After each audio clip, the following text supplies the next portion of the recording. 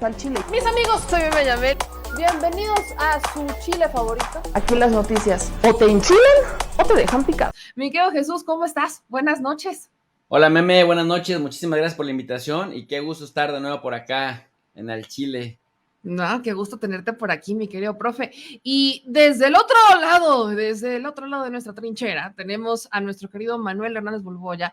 Él es periodista, reportero de actualidad de RT, así que sí, por supuesto que no les va a traer el análisis que ven desde los medios occidentales y vamos a hablar un poquito serios, interesante y no como lo hace Chumel Torres Cay, por Dios, que por qué no sé por qué lo mencioné.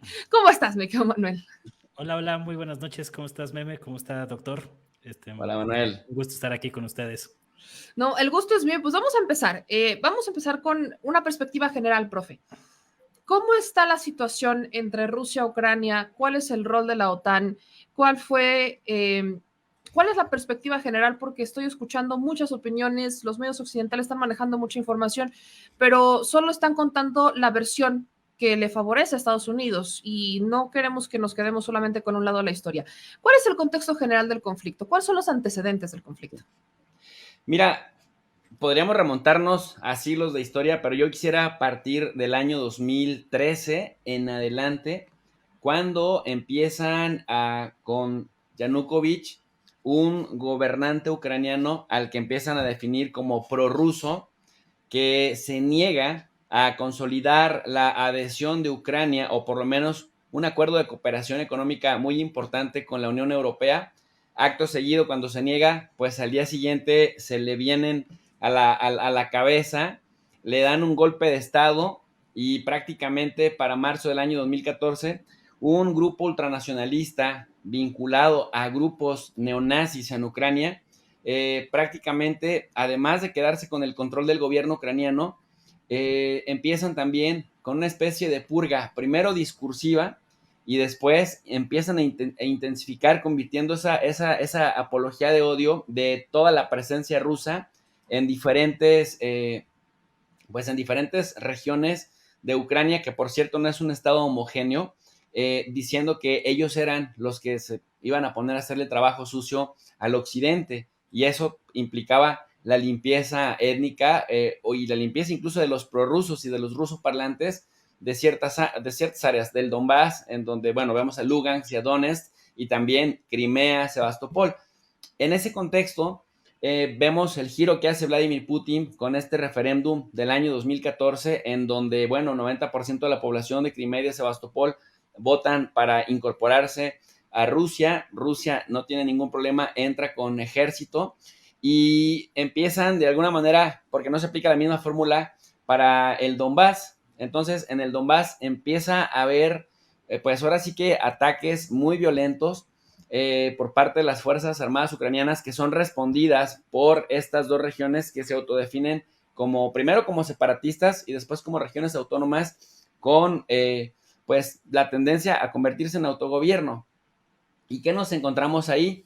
Nos encontramos que ya van aproximadamente unos 8 años, Meme, que no se habla mucho de esto en los medios occidentales, que son todavía predominantes, por lo menos en este lado del mundo.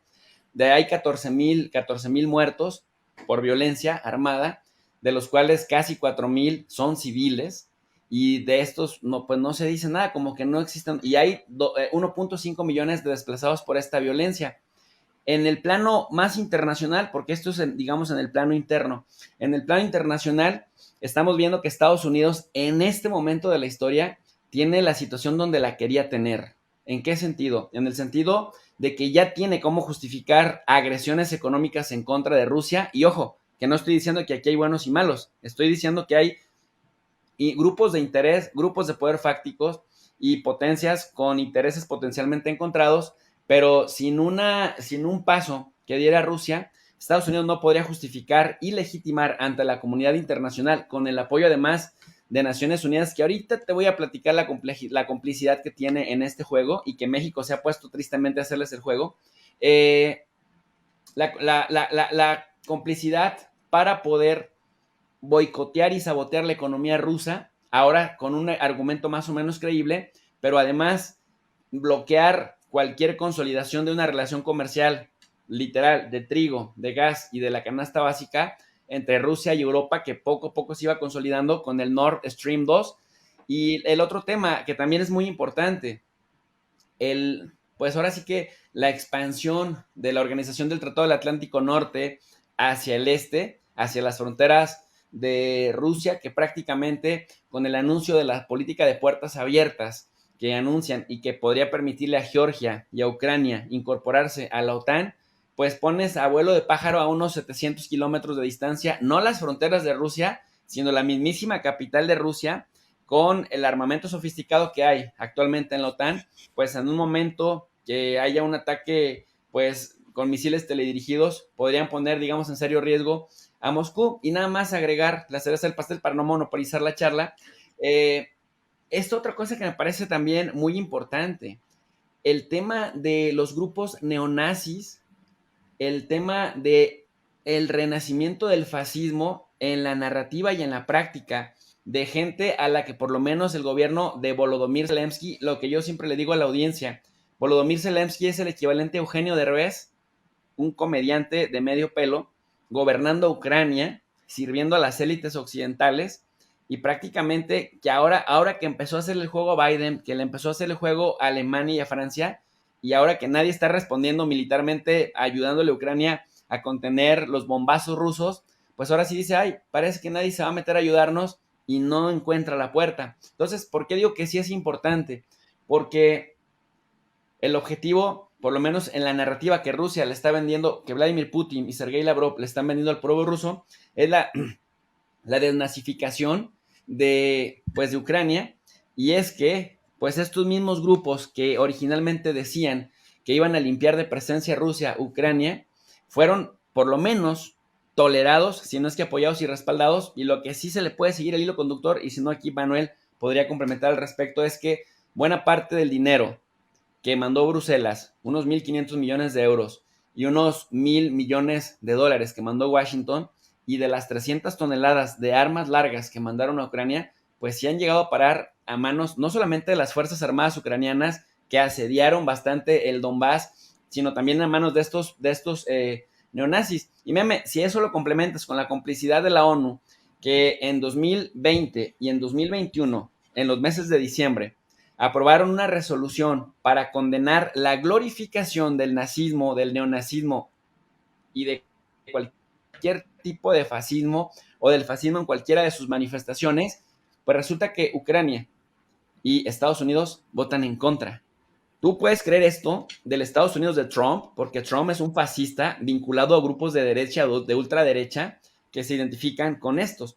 Pero Biden, que había vendido progresía, que había vendido una política centro social y que pues prácticamente habla de diversidad, como que no hay mucha coherencia, que en pleno diciembre del 2021 no se haya atrevido a votar a favor, sino que votó en contra de la condena del nacionalsocialismo, pero además países hipócritas como Francia, como Alemania, Italia, España, el mismísimo Japón, que hoy también amaneció muy sancionador, pues se abstuvieron de la condena. Entonces, sí es importante la variable del neonazismo en Ucrania, porque eso te explica cómo se ha agudizado el conflicto en el Donbass en contra de la población civil, porque ahora parece que todo Occidente está preocupado por la población civil de Ucrania, pero a casi nadie le importó la población civil de los 2.5 millones, 2.3 millones y 1.5 millones respectivamente que tienen Lugansk y Donetsk en el Donbass, meme. Es justamente lo que mencionaba ayer cuando estábamos dando la noticia, que se me hacía muy interesante y muy curioso que Estados Unidos, el que luchó en contra de los nazis, ahora apoyara de alguna manera grupos pro-nazis. Se me hacía muy irónico el escenario en el que estamos en este momento. Manuel, la cobertura mediática ha sido importante en este tema. Lo mencionaba al inicio, los medios de comunicación, los grandes medios de comunicación han prácticamente monopolizado un discurso. Y esto lleva semanas, ¿no? Lleva semanas porque empezaban diciendo, no, es que Rusia va a atacar, Rusia va a atacar, Rusia va a atacar, Rusia va a iniciar la guerra, Rusia lo va a detonar. Luego escuchábamos en las conferencias al presidente ruso Vladimir Putin diciendo, es que yo no quiero, no quiero, pero pues sí, o sea, si la OTAN se mete, que, o sea, prácticamente diciendo, si me están provocando, ¿qué están esperando? Y no es un tema de quiero reaccionar con guerra, sino que oigan, y esto otro que estuvo pasando, ¿cuándo lo reportaron? ¿Cuándo lo hablaron? O sea, vemos cómo los medios de forma histórica, de hecho, siempre se ponen en contra de Rusia. Si no era con las vacunas, ahora es en este tema. Y venden una versión de invasión. Mientras que, por ejemplo, RT y otros medios orientales que no traen esta versión occidental, dicen es que lo que está haciendo Rusia es ofrecerle ayuda a estos dos lugares que han estado pidiéndola desde hace muchos años. ¿Cómo está la inclinación mediática? ¿Cómo ves la cobertura? Pero sobre todo, el impacto mediático que está teniendo hoy la cobertura Ucrania-Rusia. Bueno, desde luego que hay un factor muy marcado de utilizar a los medios de información o de comunicación como armas políticas e instrumentos de propaganda afines a los intereses de Estados Unidos y de la OTAN. Si revisamos el último año, realmente las escaladas, digamos que después del Euromaidán y de este golpe de Estado de 2014 que ya resumió el profe, pues se habían dado enfrentamientos a lo largo de varios años, pero realmente la violencia vuelve a escalar en febrero de 2021 y a partir de ahí se empiezan a dar una serie de acontecimientos que iban a desembocar en lo que estamos viendo ahora en los últimos días.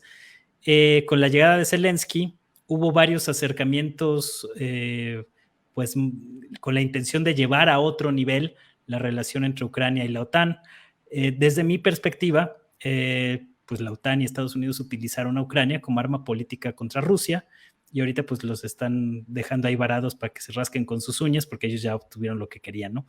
Pero el caso es que desde febrero empieza esta escalada de conflictos armados y de enfrentamientos en la región de Donbass entre pues grupos del ejército ucraniano que además incorporaron a sus fuerzas armadas a varios de estos grupos nazis que han venido pues alentando y fomentando con la complacencia de Estados Unidos y de la OTAN, entre ellos el batallón Azov, por ejemplo, que es uno de los que ya se convirtieron en parte de las Fuerzas Armadas de Ucrania. Entonces lo que ha sucedido es que muchas de estas milicias nazis son las que han estado recibiendo grandes cantidades de armas para combatir a los grupos separatistas en la región de Donetsk y Lugansk.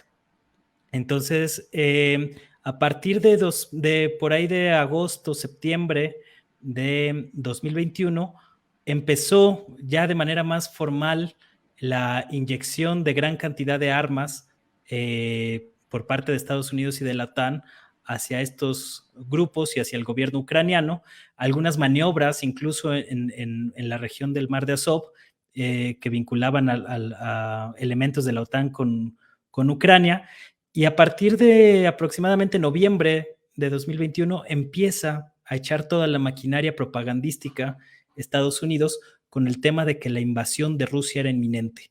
Nunca hasta el día de hoy han presentado una sola prueba de eso. Lo que mencionaban como justificación eran algunas imágenes de unidades militares rusas desplazándose dentro de sus propias fronteras, pero eso realmente pues no es un indicativo muy claro de que estén preparando una invasión. O sea, ellos pueden mover a sus elementos militares pues como prefieran dentro de su territorio. Entonces más bien fue como el recurso que utilizaron para echar a andar la maquinaria mediática que en los grandes medios occidentales desde noviembre pues hemos venido oyendo sobre la inminente invasión rusa, ¿no? Esta para mí es más parecido a este montaje mediático que ya hemos visto en otras ocasiones, como el de las guerras de destrucción masiva en Irak y en Afganistán, que eran como el pretexto y la justificación para iniciar un conflicto bélico. Y con el paso de las semanas, desde Rusia o desde Moscú, el Kremlin advirtió que podía intensificarse las tensiones debido precisamente pues, a que seguían inyectando grandes cantidades de armamento al mismo tiempo que estaban con este asunto de la inminente invasión rusa, ¿no? Posteriormente, incluso el mismo presidente de Ucrania, Zelensky, salió a decir en varias ocasiones que ellos no tenían en Ucrania un elemento de información que les permitiera sospechar que había un plan de Rusia para invadir Ucrania. Ya para finales de enero, febrero, seguía fuertísimo esta campaña, e incluso algunos medios británicos y estadounidenses pusieron la fecha del 16 de febrero como el día de la invasión.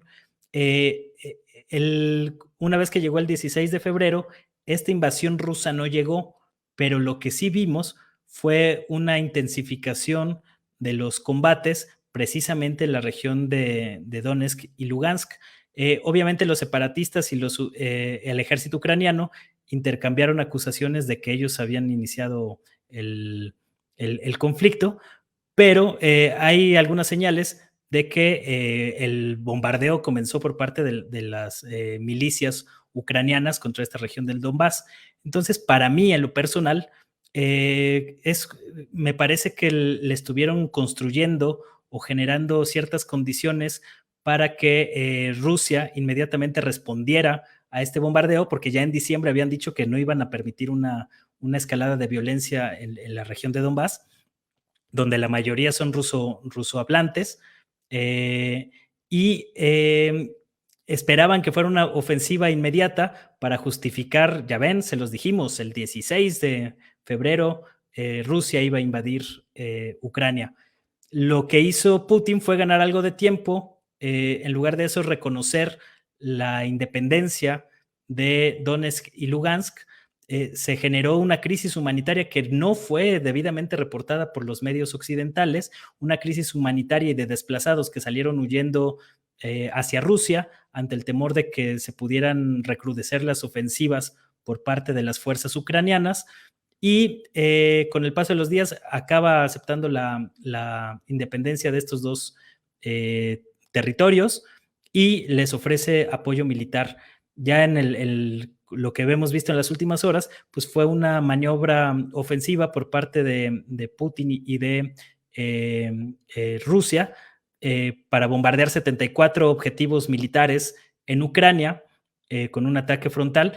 Y en el mensaje muy duro y contundente que dio Putin al momento de realizar esta ofensiva, dejó muy claro que Rusia estaba atacando a un país que no era miembro formalmente de la OTAN y que cualquier intervención de otro país que no fuera Ucrania iba a ser respondido con la misma fuerza, incluso pues a donde topara, ¿no? Fue muy, muy drástico en este aspecto que sacudió mucho ahí a la opinión pública global.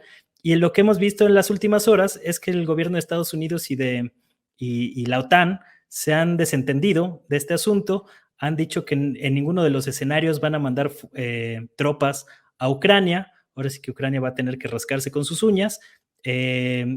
Zelensky quedó pues como bobo, diciendo que lo habían dejado completamente solo en esta situación, y a final de cuentas creo que en buena parte la maniobra le resultó a Estados Unidos, porque sin necesidad de movilizar tropas o cuestiones parecidas, lograron uno de sus objetivos, que era imponer fuertes sanciones a Rusia en materia económica, echar abajo el proyecto del gasoducto Nord Stream 2, que era una de sus principales preocupaciones, y pues dejar a Rusia como el malo de la película en esta situación, cuando al mismo tiempo yo no veo que Rusia o Putin realmente hayan ganado algo a cambio de esta situación. Más bien también perdieron, porque pues van a ser acreedores a varias sanciones. Entonces, es así como yo veo el escenario, y creo que si bien no me parece que en este momento haya elementos para considerar que pueda escalar mucho más una guerra frontal entre las potencias como se había previsto o se ha temido en las últimas semanas, sí definitivamente pues va a ser un elemento que va a agudizar las tensiones en los próximos meses y en los próximos años. Profe, hace unos minutos me llegaba información de que la OTAN anunció esta cumbre de emergencia mañana por la mañana. Entonces, quiero partir dos preguntas para esta segunda ronda. ¿Cuál es el rol de la OTAN? ¿Cuál es la importancia de la OTAN en este momento? ¿Y cómo han reaccionado los países? Hace un momento mencionabas que lamentablemente México pues ya empezó a seguir el juego. Hay aquí algunos comentarios que quiero rescatar. Uno de ellos nos decía que que es una estrategia, porque obviamente Ucrania va a terminar perdiendo, entonces todos los países buscan una forma de presionar a Rusia para que se eche para atrás. Entonces, ¿cuál es este escenario partiendo justamente desde la OTAN? Meme, antes de responder esas dos preguntas concretas que me haces, quisiera complementar un poco esta Claro. parte que abordaba Manuel. Fíjate que está habiendo una guerra durísima también de videos falsos, en donde están poniendo, por ejemplo, bombardeos del ejército israelí, que por cierto, hipócritamente, que maltrata durísimo a la población palestina, cada 2 años le avienta todo el engranaje posible. Bueno, están poniendo o están reproduciendo imágenes y moviéndolo en las redes sociales de videos cortos pretendiendo que es el ejército de Rusia bombardeando Ucrania, y también están presentando videos viejos del año 2014 haciéndolos pasar como si fueran videos recientes, que hace también parte de esta guerra propagandística para deslegitimar, en este caso, lo que está haciendo Rusia, y me parece que es importante señalarlo por honestidad intelectual. También una colega de Manuel, Elena Villar, que es la corresponsal de RT allá en Washington, estaba advirtiendo desde el 23 de febrero que han estado, pues de alguna manera, contratando think tanks, centros de opinión, para tratar de entender en la revista Foreign Policy, una de las más vistas por los internacionalistas neoliberales, por qué RT en español le estaba ganando la batalla en América Latina en materia de legitimidad, y que, bueno, pues habían contratado a grupos pues muy concretos, haciendo análisis, pues la verdad, bastante descalificadores del trabajo que hacen estos medios de comunicación rusos, y por lo tanto, todo lo que emana, aunque dan datos, contrastan fuentes, aunque hacen pues la chamba objetiva,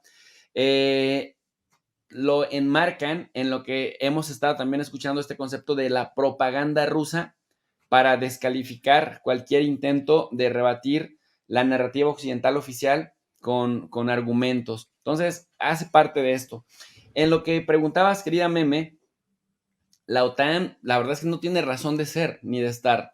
El objetivo principal de la OTAN, cuando fue creada en 1948, como parte también de la doctrina Truman, que había prometido combatir el comunismo en cualquier rincón del mundo en donde éste se diera, pues cuando se acabó la Guerra Fría, también se acabó su razón de ser. Sin embargo, lejos está la OTAN, que es una alianza militar en donde los miembros han prometido, los miembros de la OTAN, de la Organización del Tratado del Atlántico Norte, han prometido que cualquier agresión en contra de alguno de ellos, todos responderían como si fuera una agresión propia para cada uno de ellos. Por eso bien destacaba Manuel que Putin había hecho hincapié en que como Ucrania no era parte de la OTAN, entonces no aceptaba que ningún otro aliado de la OTAN interviniera en términos militares, porque si no, pues iban a conocer un escenario trágico de costos incalculables en el plano militar. Entonces, bueno, en ese sentido, la Organización del Tratado del Atlántico Norte, a la que algunos países europeos definen como una alianza militar reactiva, defensiva, pues ni más ni menos ha acompañado a Estados Unidos, por ejemplo, en la masacre de los Balcanes en 1998, en donde varios de sus elementos incluso fueron acusados de traficar sexualmente con mujeres en Serbia. Y bueno, cuando también muchos dicen, es que esto que está pasando para maximizar lo que está haciendo Rusia en Ucrania, es que esto que está pasando no se veía primero dicen que desde la Segunda Guerra Mundial, ¿no? Lo cual es falso, porque después de la Segunda Guerra Mundial siguió la sangrienta guerra de Corea, después de la sangrienta guerra de Corea siguió la ilegítima y sangrienta guerra de Vietnam. Entonces, si podemos irlo haciendo así, nos encontramos con que ni siquiera después de la Segunda Guerra Mundial esto está cerca. Y luego después dicen, bueno, desde la Guerra Fría no se había visto algo tan intenso como esto,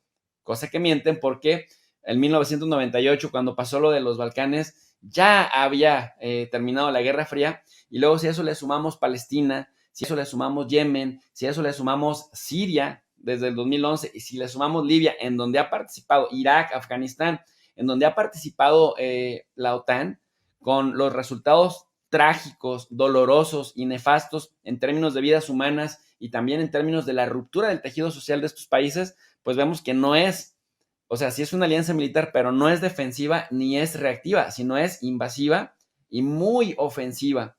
Nada más que ahora, como el que está enfrente es Rusia, y Rusia sí tiene con queso las tortillas para las enchiladas, pues prácticamente ahí sí se detiene porque es un elemento disuasivo muy importante.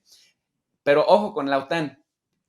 Estados Unidos les dice que son sus aliados. La verdad es que los trata como subordinados y Trump fue una prueba de ello. Entonces, no importa si está Bush, Baby Bush, si está Obama, si está Trump o si está Biden, Estados Unidos ya trae desde hace unos años una presión muy intensa con los miembros de la OTAN para que aumenten su gasto en defensa. Esto lo tengo que remarcar porque me parece que es central para entender todo lo demás. En una situación política normalita, los países no tienen incentivos para armarse o para rearmarse y por lo tanto no tienen incentivos para aumentar su gasto en defensa. Lo que Estados Unidos les exigía a sus aliados de la OTAN es que gastaran en por lo menos el 2% de su producto equivalente a su Producto Interno Bruto. Y bueno, pues como no lo habían hecho, por ejemplo, mira, caso concreto de Alemania que gasta el 1.53%, pero que mucho tiempo estuvo en el 1.35%, en el caso de Italia que nada más gasta el 1%, o España que nada más gastó el 1% de su Producto Interno Bruto en 2021, pues ahora sí tienen incentivos para aumentar su gasto en defensa, y así casual, nada más por no dejar, pues resulta que de las 10 empresas que más venden armas en el mundo, pues 7 son de nacionalidad estadounidense, 2 chinas y una italiana. Con lo cual, bueno, pues nos hace sentido que estén tan urgidos los estadounidenses en hacer que sus 30 aliados de la OTAN aumenten el gasto en defensa. Y en ese sentido, pues, desestabilizar Europa separa a los europeos de Rusia, evita la armonización y también justifica, ¿no? Ayuda a justificar no solamente la presencia de soldados estadounidenses en Europa, que ya casi llegan a 65,000, sino además también el aumento. Y es que hoy el presidente Biden también anuncia otros 7,000 soldados que van a llegar a Europa para que Estonia, Letonia, Lituania y Polonia, que han sido muy, muy beligerantes discursivamente hablando, pues estén tranquilos y no tengan temores de que Rusia se pueda ir en contra de ellos, como si realmente representaran un reto militar para Rusia. Así que, pues ese es el papel que está jugando la OTAN, un papel muy penoso y que me parece que no tiene sentido por los hechos que hemos estado viendo decíamos, en Siria, en Libia, en los Balcanes, ¿no? En Irak y en Afganistán, pues no han entregado buenas cuentas que digamos. Y me sorprende de verdad ver a tanta prensa mexicana que parecen que están pagados por el gobierno de Estados Unidos para fortalecer esa narrativa oficialista occidental. Y francamente me pareció muy decepcionante la posición de Marcelo Ebrard. No sé si lo haya hecho con el acuerdo del presidente López Obrador, que ya vimos que, por ejemplo, en el caso de Nicaragua, López Obrador iba en un sentido y Marcelo Ebrard fue en otro sentido. Pero oye, después de que la embajada de Ucrania le pidiera a México condenar prácticamente a Rusia, pues Marcelo Ebrard salió a hacer su chamba y bueno, pues francamente decepcionante, mi querida Meme. Pues Perdón, parece que no ahí está. tenemos. Manuel, en este mismo sentido, la gente hoy pregunta y parece buscar de forma constante quién es el responsable, quién es el verdadero villano detrás de todo esto, cuáles son los intereses que se mueven aquí. Incluso ya me mencionaban, me sacaban a Soros, otra vez siempre me sacan a Soros.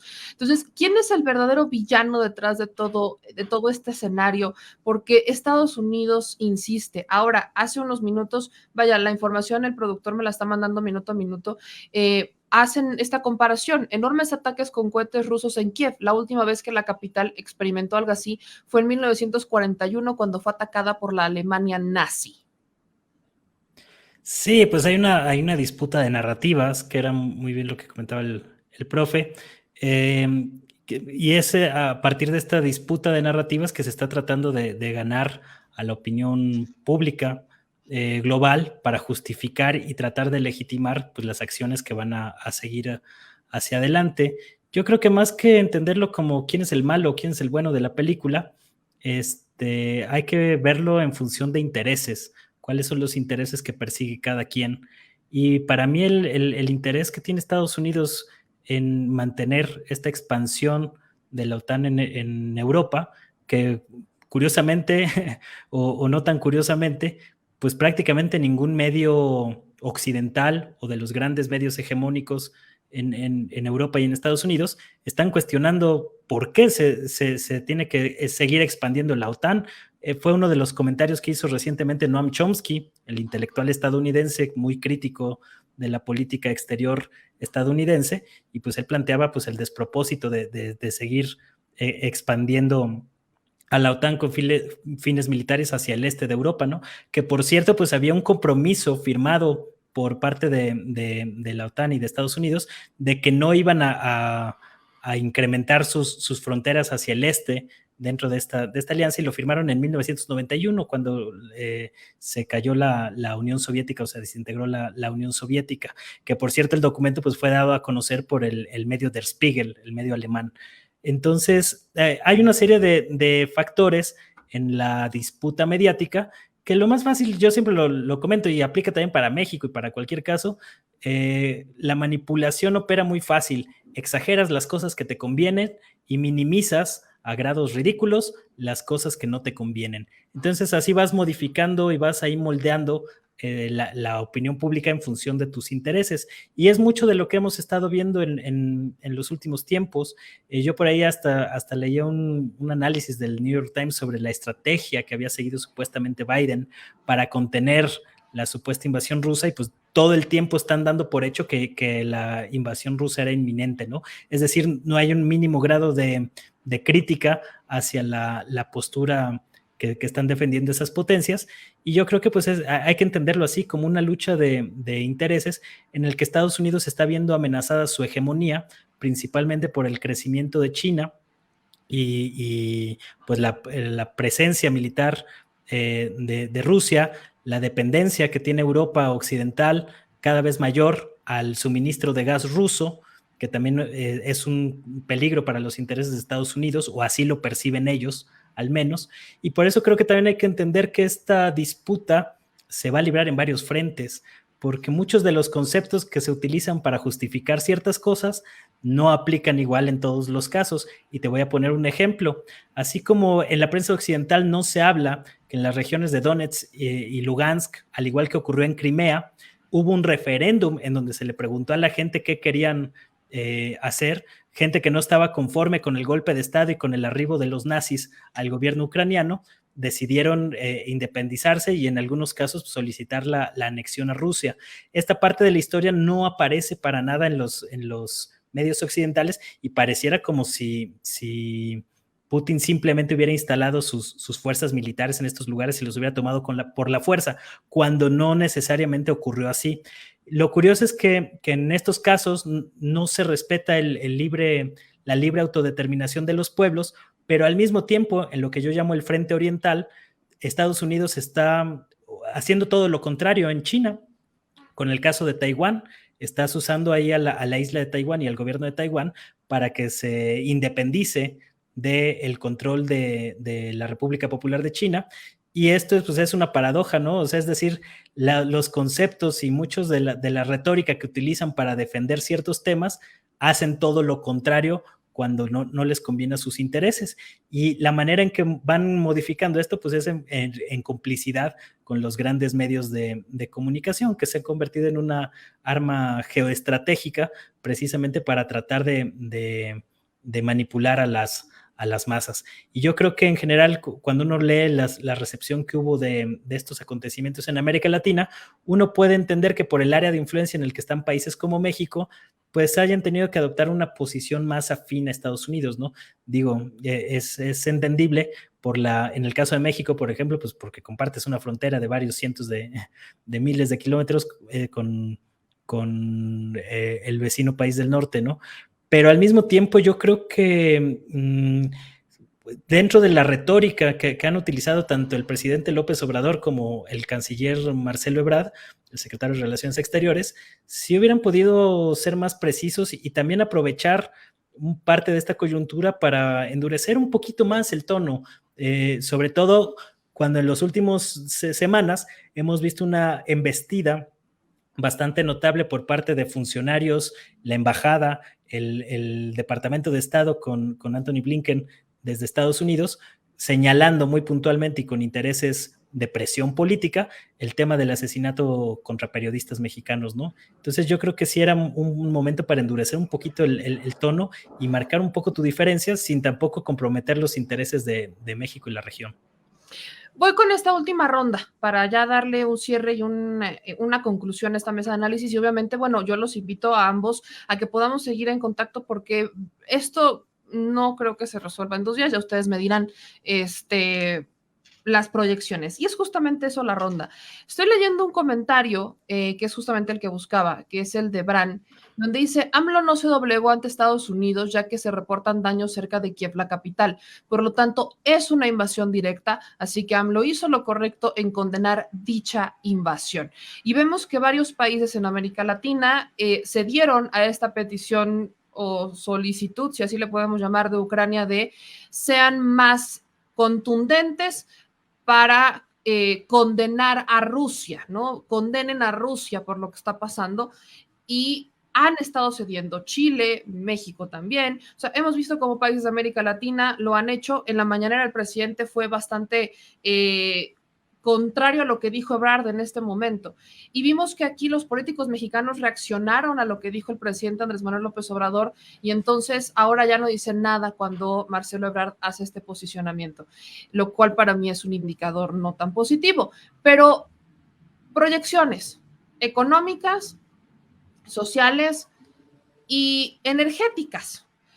¿Cómo va a impactar el asunto de Rusia y Ucrania? ¿Cuáles son, incluso quienes preguntaban, posibles soluciones? ¿La ONU va a tener un rol? ¿No va a tener un rol? ¿Cómo, qué tan largo se va a ver este conflicto? ¿Cómo se puede concluir este conflicto? Vaya, hacia futuro, ¿hacia dónde vamos, profe Armejo? Pues mira, todo va a depender, Meme, de la duración que tenga el conflicto. Todo va a depender si se define en días, en semanas, en meses o en años. No lo sabemos. Rusia ha prometido que no va a hacer una operación anfibia y que no va a ocupar. Y entonces esto nos quita como un montón de, pues, de incertidumbre.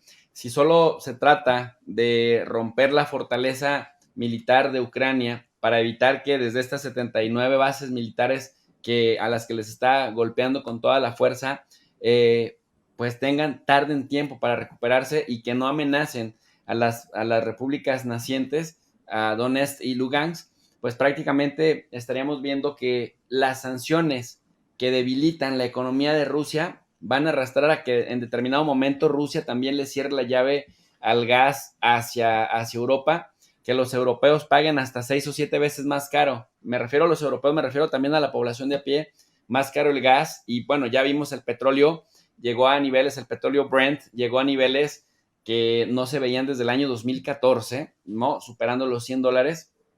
Y esto puede irse todavía hacia arriba. Y de eso también va a depender que la inflación, este proceso por medio del cual se inflan los precios y se disminuye la capacidad adquisitiva de la gente, pues va a llevar también a crisis políticas como en efecto dominó. Y mira que ahorita quien está temblando en este momento es Emmanuel Macron, que se va a reelegir o que va a competir, por lo menos va a contender para reelegirse en próximo abril. Pero también, ojo con esto, estamos en el proceso de la interdependencia compleja, en el cual los fenómenos afectan de ida y vuelta tanto al que castiga como al castigado. ¿Por qué? Porque finalmente estamos en procesos productivos interdependientes en los cuales lo que le pase a uno pues termina impactando a los demás y arrastrando en una vorágine de embudo a los demás participantes. Y obviamente Rusia, por ejemplo, al producir la quinta parte del trigo que se produce en el mundo, hasta el 18-20%, y producir también carnes, lácteos y buena parte de las cosas de la canasta básica que se consumen en Europa, pues sin duda alguna de alguna manera hay estrategias para reducir la beligerancia de los países europeos y para que también pues suavicen las sanciones, porque esas sanciones que van hacia Rusia también van a regresar de rebote hacia Europa. Y en este momento, pues lo que menos le conviene a los europeos, sin tener el tema del COVID resuelto, es meterse, digamos, en otra dinámica de embudo hacia abajo. Y sobre todo, Meme, lo más, pues trágico de todo, mira que Alemania no tiene ejército, no tiene presencia ni fuerza política ya en Europa ni en la OTAN, y ahora vemos que tampoco tiene voluntad porque les están literal en sus narices, les están tumbando un gran negocio, el del Nord Stream 2, pero que además lo están incluso haciendo ver como si fuera una iniciativa propia de ellos, cuando sabemos que la línea viene desde Washington y que Olaf Scholz fue a dar pena a Washington, fue literal a que le hicieran la plana y a que le escribieran el guión que tenía que decir a su regreso tanto a Ucrania como a Moscú. Y en ese sentido, pues, lo que sí cabe esperar en este momento es alza de precios en bastantes productos, sobre todo en los hidrocarburos, y de eso va a depender que muchos de los países que ahora tienen ciertos gobiernos que se han comportado de manera beligerante frente a Rusia y frente a todo lo que no sea Occidente, pues se tambaleen en el poder, incluido Joe Biden, porque si esto se prolonga unos meses, si en Estados Unidos, que tienen ahorita una inflación de entre 7.5 y 7.9%, la más alta en 40 años, llega a alcanzar el 10% de inflación, créeme que ni Joe Biden se reelige, ni el Partido Demócrata gana la siguiente elección. Manuel, la misma pregunta para ti. ¿Cuáles son los escenarios posibles que veremos el rol de Estados Unidos? Y aquí incluso quiero preguntarte, tú lo mencionaste hace un ratito, el rol de México cuestionando a Estados Unidos por el tema de la prensa y en este lado como que siendo, como que pues está bien, somos amigos, no voy a hacer nada, como que o lo vemos como estrategia o cómo lo entendemos, porque por un lado México se ha puesto muy firme en defender su soberanía, en decir no somos colonia, en ponerle un freno a Anthony Blinken con el tema de los periodistas, en cuestionar y exigir que Estados Unidos le informe a México sobre el financiamiento que le está dando a organizaciones como Mexicanos contra la Corrupción y la Impunidad, y en ese sentido vemos cómo México toma una posición que no sería para muchos congruente con lo que ha estado haciendo últimamente. ¿Cuáles son las proyecciones que tú ves? Pues así como las proyecciones económicas yo todavía no las tengo tan claras. O sea, yo por ejemplo sí he visto que Estados Unidos se había previsto con este posible cerrada de llave del gas ruso hacia Europa y había entablado contacto con el gobierno de Qatar para tratar de satisfacer la demanda de gas a Europa desde este país árabe. Entonces ya había algunas previsiones, ya se estaban preparando algunos escenarios y en el caso de Putin, pues hace no muchos días viajó precisamente a China para fortalecer la alianza estratégica entre China y Rusia, y entre las cosas que destacaron en esa reunión fue precisamente la próxima construcción de un gasoducto desde Rusia hasta China, precisamente que le permitiría respirar un poco a Rusia, pero en un mediano largo plazo, una vez que se concluya este gasoducto, para diversificar su mercado y no depender tanto también monetariamente de la venta de gas hacia Europa. Entonces no sé qué tanto vaya a repercutir en el escenario inmediato. Yo más bien creo que va a ser un proceso de desgaste. Mucho, como lo mencionaba el profe, va a tener que ver con la política interna de los distintos países, porque no nada más Estados Unidos está atravesando una crisis o Biden, que tiene alrededor de un 55-60% de desaprobación según algunas encuestas, por todo lo que ha sucedido, sino que también en Gran Bretaña Boris Johnson está atravesando con algunos problemas, con la quiebra de muchas compañías eléctricas que todavía siguen en el debate de si se van a tener que rescatar estas empresas eléctricas o no. Obviamente, pues esta situación va a distanciar a Europa Occidental y sobre todo a Alemania de Rusia con el tema de las sanciones. Yo creo que Alemania y Francia van a tratar ahí de mediar un poco el asunto, como lo han tratado de hacer, pero realmente no han tenido mucha fuerza política dentro de la OTAN, han sido más bien desplazados por parte de los intereses de Estados Unidos en la región, y vamos a ver hasta qué punto eso va a mover también las cosas internamente en los países de Europa Occidental. Algunas de las cosas que se pueden mover pueden venir de ahí. No creo que Rusia se vaya a quedar tan tranquilamente, no creo que vaya tampoco a realizar acciones ofensivas tan drásticas, pero sí algunas estratégicas. Una de ellas puede ser el acercamiento con varios países de América Latina, que de hecho pues ya ha habido algunos acercamientos también en semanas recientes, en el caso concreto de Brasil y en el caso concreto de Argentina, y va a ser como un tipo de respuesta pues a esta ofensiva que lanzó Estados Unidos y la OTAN, pero ahora pues van a tratar de devolver el gesto, me imagino, en territorio americano, que siempre había sido visto por la doctrina Monroe de Estados Unidos como pues el patio trasero de Estados Unidos, ¿no? Entonces se van a empezar a mover algunas fichas. No sabemos hasta qué punto. Sería especular demasiado. Yo sería más cauto ahorita con las especulaciones, sobre todo en un momento tan álgido y que despierta tantas pasiones, tantos miedos y que se presta mucho a la manipulación informativa, pero creo que este es apenas un capítulo más de un conflicto que va a durar un buen rato, porque no veo que en el escenario próximo se vaya a resolver, y conforme China vaya comiéndole cada vez el mandado a Estados Unidos como la potencia económica por excelencia, creo que se pueden ir agudizando muchas de estas tensiones en varios frentes, y hay que ver hasta qué punto también Estados Unidos va a tener la capacidad, con sus 750 bases militares en todo el mundo, de poder contener a este bloque que se está construyendo, que es Rusia y China, dentro de la geopolítica global. Creo que tampoco la va a tener nada fácil Estados Unidos en meses siguientes, y eso le puede repercutir duramente a Biden y a los demócratas en la política interna estadounidense, y sobre todo con los grados de inflación que están manejando actualmente. Sí, mira nomás. Mira, échate, pero bueno, ponlo así, ponlo así. Que se vea la lonja. No, la lonja. Pura galleta, pura galleta.